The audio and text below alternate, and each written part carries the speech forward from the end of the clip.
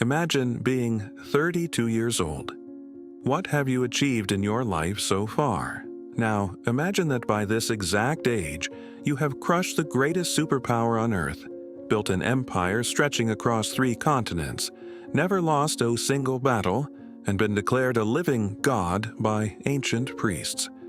You are the undisputed master of the known world, stretching from the Mediterranean Sea to the edges of the Himalayas. This isn't a myth or a legendary tale passed down to frighten children.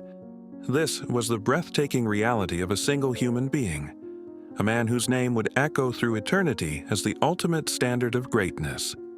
Today, we unravel the unbelievable life, the brilliant mind, and the sudden, mysterious death of the man who conquered the world before the age of 33, Alexander the Great. Born in 356 BC in the rugged kingdom of Macedon, Alexander was destined for greatness, but his path was never guaranteed. Macedon was considered a backwater by the refined city-states of Greece to the south.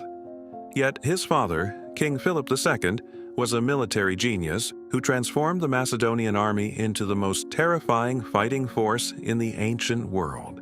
From his mother, Olympias, a fiercely ambitious and mystical woman from Epirus, Alexander inherited a burning, almost supernatural conviction that he was descended from heroes. She whispered into his ear from childhood that his true father was not Philip, but Zeus himself, and that the blood of Achilles flowed through his veins. Philip wanted his son to be more than just a warrior. He wanted a philosopher king, so he hired the greatest mind of the age, Aristotle, to tutor the young prince.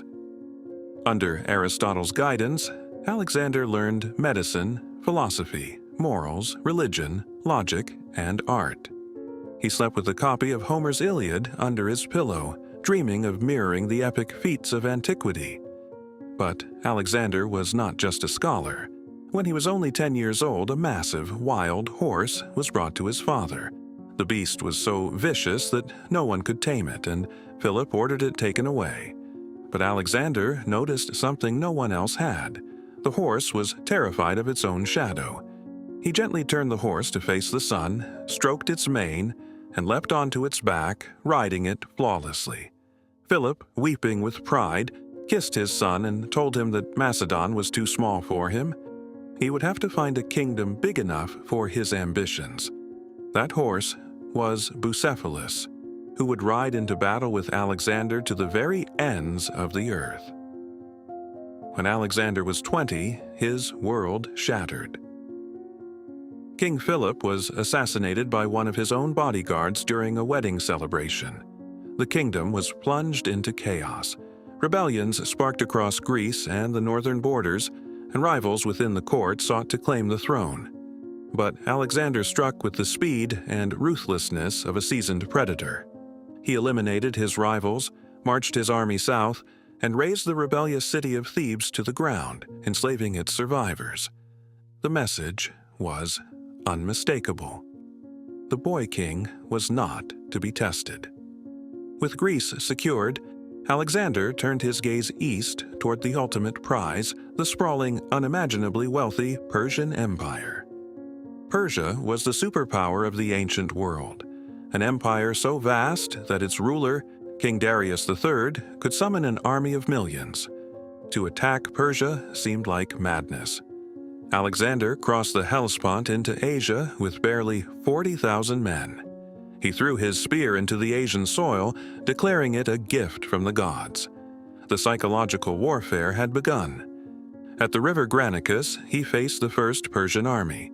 Ignoring the advice of his seasoned generals to wait, Alexander personally led the charge across the river, plunging straight into the thickest part of the fighting. His helmet was split open by a Persian axe, and he was nearly killed, but his absolute fearlessness inspired his men to crush the enemy. The myth of Persian invincibility was broken. As he marched deeper into enemy territory, Alexander arrived in the city of Gordium. Here lay the legendary Gordian Knot, a massively complex tangle of ropes tied to an ancient chariot. Legend dictated that whoever could untie the knot would rule all of Asia. Alexander studied the impossible knot for a moment, drew his sword and sliced it cleanly in half. It was a perfect metaphor for his entire life. Where others saw impossible obstacles, he applied bold, decisive, and often brutal action. King Darius could no longer ignore this Macedonian upstart. He gathered a massive army and met Alexander at Issus. Despite being vastly outnumbered, Alexander noticed a weakness in the Persian lines. He led his elite companion cavalry in a devastating wedge-shaped charge right at King Darius himself. The Persian king, terrified by the sheer ferocity of Alexander's assault, turned his chariot and fled the battlefield, abandoning his army, his camp, and even his own wife and mother to the Macedonians. Alexander treated the royal family with immense respect, a strategic move that painted him not as a barbarian conqueror, but as a noble and rightful king. Instead of chasing Darius immediately, Alexander secured the Mediterranean coastline. He laid siege to the island fortress of Tyre, a task deemed impossible. When the city refused to surrender, Alexander spent 7 grueling months building a land bridge through the ocean itself, using rubble and timber until his siege engines could reach the walls. He slaughtered the defenders, proving that nowhere on earth was safe from his wrath. From there, he marched into Egypt, where the Persian satrap surrendered without a fight.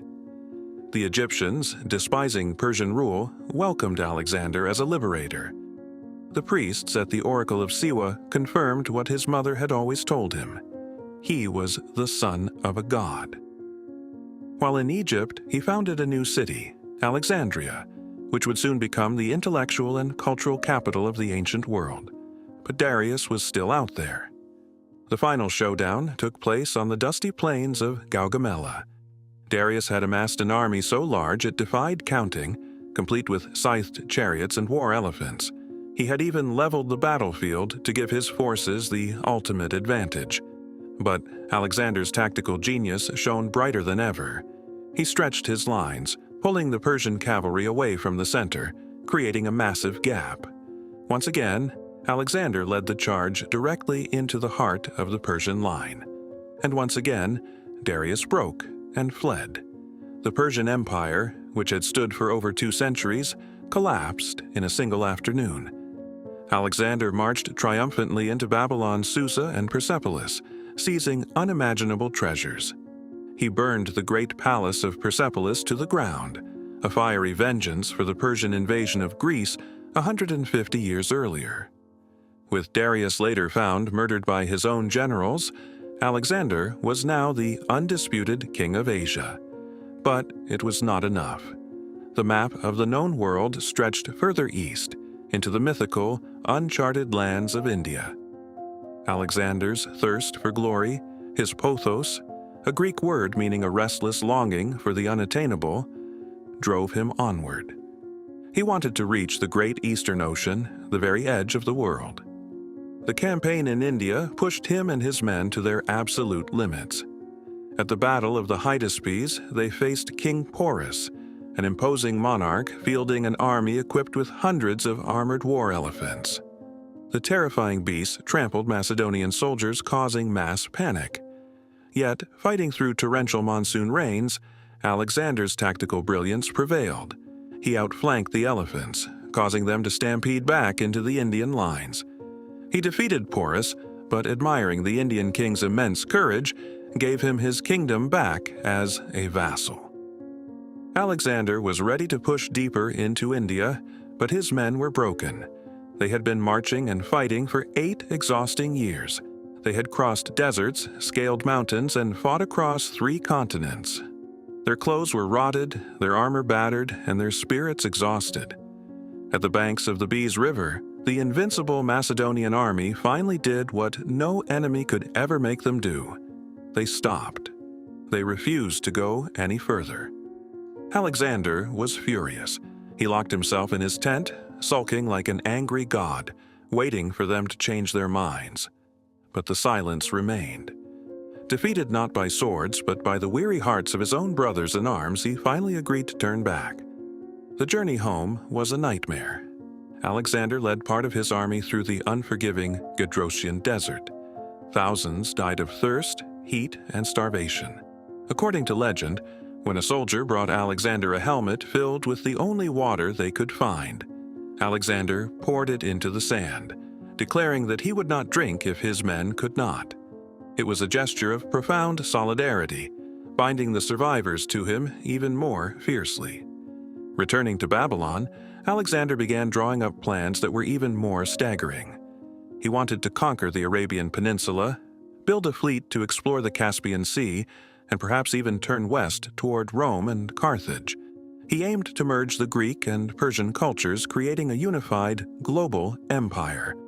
But the gods are notoriously jealous of mortals who fly too close to the sun. In the early summer of 323 BC, after a night of heavy drinking, Alexander fell ill with a sudden and violent fever. For over a week, his condition worsened. He lost the ability to move, and eventually the ability to speak.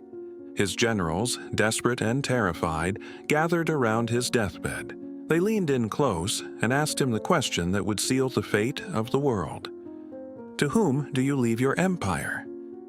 Alexander, with his final breaths, whispered a single, chilling phrase: "To the strongest." He died at the age of 32. His empire, lacking an heir, instantly fractured.